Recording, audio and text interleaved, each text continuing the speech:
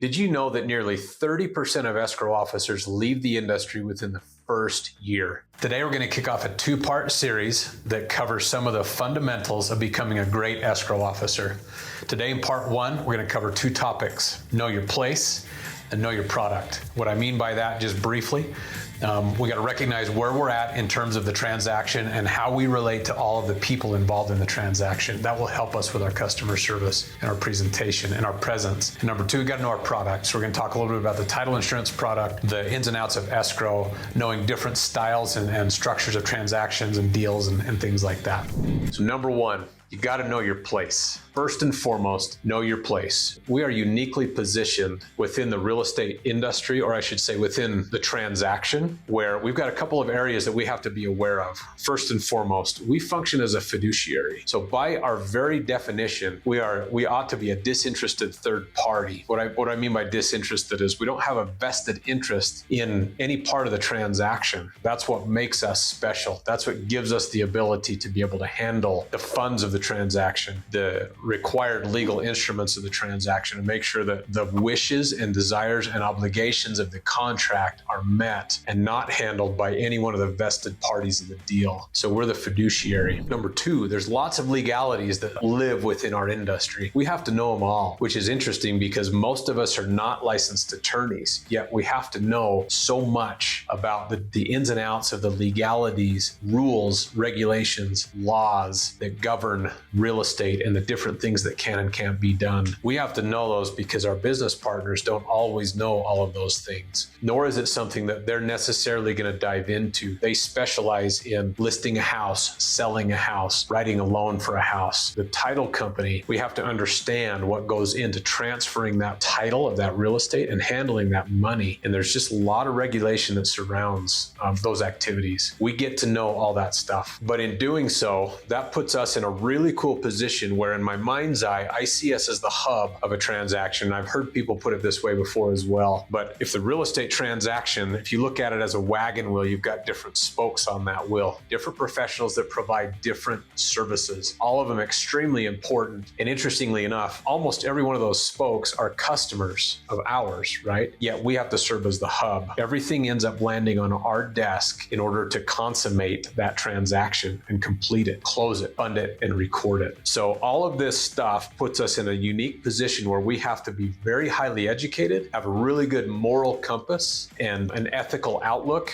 on the requirements that are put upon us as escrow officers, while at the same time trying to build business and relationships that will generate business for us from the very people that we are working with on the transaction to make sure that the deal is done according to laws and regulations. So it requires that we're very deliberate, that we're very surgical in our approach to our transactions, that we have clarity on what needs to be done, what's required of us, and what can and cannot be done legally in a transaction. And sometimes it puts us in an interesting position for how we can communicate back to our customer if something can't happen the way that they perhaps negotiated it to happen or are wanting it to happen. At the end of the day, this is an opportunity for us. Whenever we're placed in a situation that's difficult, potentially even confrontational, we have the ability to show people what we're made of. So number one, be humble. Be humble in these circumstances. Recognize that although we're tasked with being required to understand the ins and outs of what can and can't be done and handling things properly and legally, we don't want to ever insinuate to our customer that they're trying to do something that's unlawful. I don't believe most people approach things that way. There's always the exception, but I don't think when we see something that's a bit blurry in terms of the legal lines, more often than not, it's been my experience, that's not their intention, is to break the law. They just may not totally understand how things are supposed to work. So be humble about your positioning with your client and recognize that although you may know better, or you may be able to see very clearly what's going on and might not be something you're really comfortable with, give your customer the benefit of the doubt. Don't automatically assume that they're trying to do something nefarious or unlawful. Take the opportunity to sit down and just chat with them face to face and say, hey man, this is what I'm seeing. This is the concern we might run into. I'm not sure if you've thought about this process just yet, but if we were to go through with it this way, this would be the fallout from this. And more often than not, they're going to say, oh man, I didn't notice that. What do you suggest? And at that point, we can come back to the table and talk about potential solutions for those challenges. So know your place. You got to know the legalities. You got to know your craft, and you got to be humble, because at the end of the day, these are your customers that you're having deliver these really interesting messages to. Number 2, know your product. This is critical. I mean, this stands for any industry out there. If you're going to be a salesperson for any particular product out there, you've got to know the ins and outs of the product. How does it work? What's it called? What does it cost? What are the options out there? Our product is no different than any other, yet it's a complicated product. You would be wise to take your time and really sit down and study through what a title insurance policy actually does, right? And there's a few different varieties of the title insurance policy, between owners policies and lenders policies, and different varieties amongst those owners and lenders as well, from state to state. Get to know what your product is and what it does. Be able to answer at least basic questions about those policies. Be able to explain what they do and what the value is that they provide, because at the end of the day, they are the backbone of our industry. Our services that we provide as escrow are what we live in as escrow officers mostly, but you still have to have that background of what the title policy does and what its value is that it provides to your customer. You also got to know the different types of transactional structures. The more you know, the more types of transactions you can understand and explain, the more value you bring to the table. Depending on the marketplace, sometimes certain types of structures become more important than at other times. For example, we've had a really good run in the industry. Here we are, knocking on the door of fall of 2024.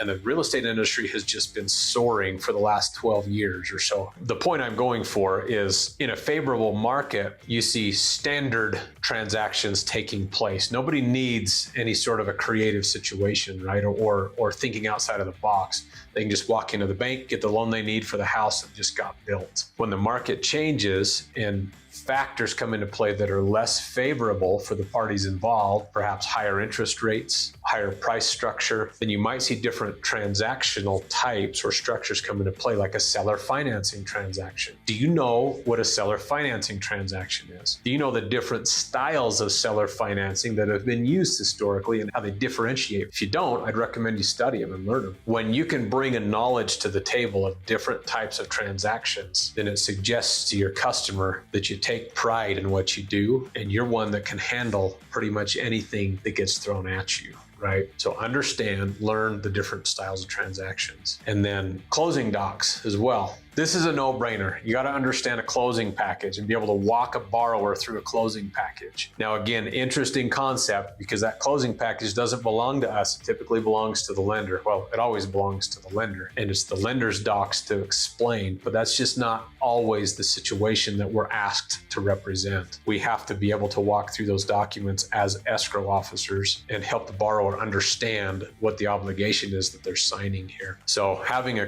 cursory understanding, or even more than a cursory, having a good in-depth understanding of a loan package and all the docs that are going to be thrown, the documents that are going to be thrown at a borrower, be able to help them answer at least basic high-level questions. If they want to get into the nitty-gritty about something that might have more to do with their agreement with their lender, then perhaps you'll reach a point where you want to recommend that they sit down with their loan officer to get into more detail about that. But for the most part, in most closings, you're not going to have that happen. And you just got to be able to have a good delivery and a good cadence to walk through those closing documents. So that's what we do as escrow officers to provide value when a realtor is trying an escrow officer on for size. They want to know, what's the experience going to be in the closing room for my client? Are they going to make them feel comfortable? Are they going to be able to answer questions? Are they going to be able to do it efficiently and effectively, right? We certainly don't want to ever hurry a closing along. We want to be able to read the room and understand what level of understanding does this particular borrower need, and dedicate proper time to that closing so that they walk out of the room with a good feeling and understanding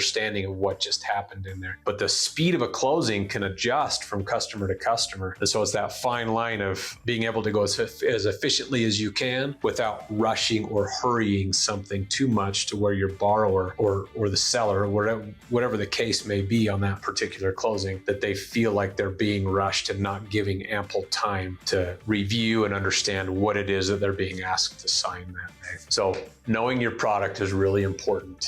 that's what's going to show your customer a large part of the value that you bring to the table. Join us for part 2 as well, where we'll cover 2 additional topics: how to polish your craft and how to dial in your particular brand or tone or style of customer service. So join us. This is going to be good stuff. You're not going to want to miss it.